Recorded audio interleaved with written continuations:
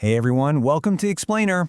Today we're going to decode the incredible diversity of the animal kingdom using some truly fascinating biological blueprints. If you've ever looked at a jellyfish, a butterfly, and a human and wondered how biologists actually make sense of it all, well, you're in the right place. We're going to break down the highly structured systems that scientists use to organize life on Earth. Seriously, just think about this for a second. How do we study over 1.5 million different animal species without getting completely, utterly lost? That is the sheer, overwhelming scale of the animal species we've discovered so far. From microscopic creatures to giant whales, it's absolute biological chaos without a system. We desperately need a framework, a map, to navigate this immense diversity. Okay, let's dive into this. Here is our roadmap for today. First, the need for classification. Then, the taxonomic hierarchy. After that, we'll take a systematic tour of the major invertebrate groups, starting with pores and stingers, moving to rings and joints, and finishing up with spiny skins. Section 1. Classification need. Organizing life on Earth. Making sense of all this biological chaos basically comes down to taxonomy. This is the branch of biology dedicated entirely to classifying organisms based on their similarities, their differences, and their evolutionary relationships. It's all about finding the connections. And hey, we've got to give credit where it's due. The legendary Greek philosopher Aristotle is known as the father of zoology for his early attempts at categorizing life. But the modern, structured system we use today, that comes from Carolus Linnaeus, proudly known as the father of taxonomy. Section 2. Taxonomic hierarchy. The filing cabinet. Take a good look at this nested hierarchy. You can think of it like a pyramid, filtering from the broadest groups at the top all the way down to the most specific. Modern biology uses this 8-level system. We start super broad with the domain, and inside that, the kingdom. Then we filter down through phylum, class, order, family, genus, and finally, species. Species is the absolute smallest, most specific unit we have. And it's actually from those bottom two tiers, genus and species, that we get binomial nomenclature. You know, those two-part scientific names, like Homo sapiens for humans. Now, if we look at the kingdom Animalia as a whole, we can broadly split it based on one major physical feature, the backbone. On the left, we've got the vertebrates, or chordata. They have a backbone, sure, but get this, they represent only a single major phylum. On the right, we have the invertebrates, the non-chordates. They completely lack a backbone, yet they make up 8 major phyla. The anatomical diversity here is just staggering. So our tour today is going to focus entirely on these 8 incredible invertebrate groups. Section 3. Pores and stingers. Simple life forms. We're kicking things off with phylum Porifera. You know, biological names are basically cheat codes. Porous literally means pores or holes, and fera means to bear. Put them together and you've got pore-bearing animals. It perfectly describes exactly what they look like and how they function. We're talking about sponges here, like Spongilla and Scypha. These guys are the absolute simplest multicellular animals on Earth. They are literally so simple that they don't even form distinct tissues, let alone organs or systems. So their defining anatomical feature is that highly porous body wall. Because they don't have true organs, those pores are absolutely critical. They let water just flow right on through them, carrying oxygen and food straight into their cells. Stepping up the evolutionary ladder a bit, we hit phylum Caudaria. Once again, the name is a huge giveaway. Chitin translates to nettle or stinging hair. So right off the bat, that gives us an immediate hint about their highly effective defensive and hunting capabilities. Now, what's really interesting here is their highly specialized anatomy. Take an animal like the hydra. It has an outer layer, an ectoderm, that's just packed with specialized cells called synodosts.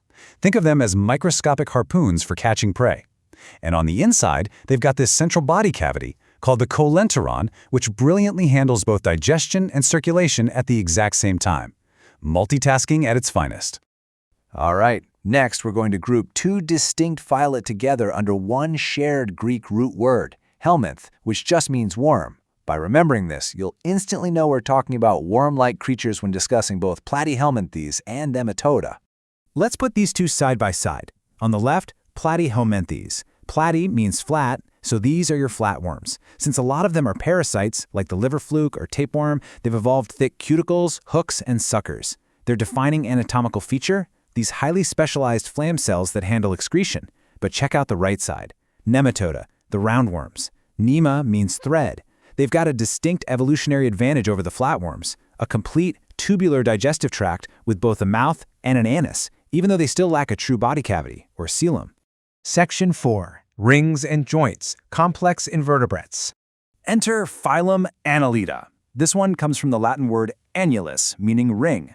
So when you think Annelida, I want you to picture bodies made entirely of tiny, stacked rings. This is where your earthworms and leeches belong. Their tubular bodies are highly segmented. For getting rid of waste, they've evolved these specialized organs called nephridia. And to actually move through the soil, they use little bristle-like structures on their segments called setae. Though, interestingly enough, leeches are the weird exception here. They don't have setae all. Okay, now we are hitting the absolute giant of the classification system, Arthropoda. Arthro means jointed, and podos means foot or leg. This jointed leg group is, by far, the most massive and widespread phylum on the entire planet. The anatomy on display here is just incredible. Whether it's a cockroach, a butterfly, or a prawn, their bodies are divided into a head, thorax, and abdomen. And all of that is protected by their defining anatomical feature, a tough, chitinous exoskeleton. Because that armor is totally rigid, they have to go through this fascinating process called ecdysis, or molting, where they literally shed their old exoskeleton just to grow. Internally, they see the world through complex compound eyes, excrete waste using Malpighian tubules, and their organs are just bathing in a blood-filled cavity known as a hemocoil. Right behind them, in sheer numbers, is phylum Mollusca. Molluscus simply means soft. And their evolutionary strategy is actually pretty brilliant. They have these highly vulnerable, soft, muscular bodies, so what do? They secrete a hard, protective exterior shell to shield themselves from predators. Just think of snails or clams. Section 5. Spiny skins, phylum Echinodermata. And that brings us to phylum Echinodermatata. Deconstruct the name, and the secret is out. Echino means spiny, and derma means skin. These entirely marine animals are literally defined by their prickly exteriors.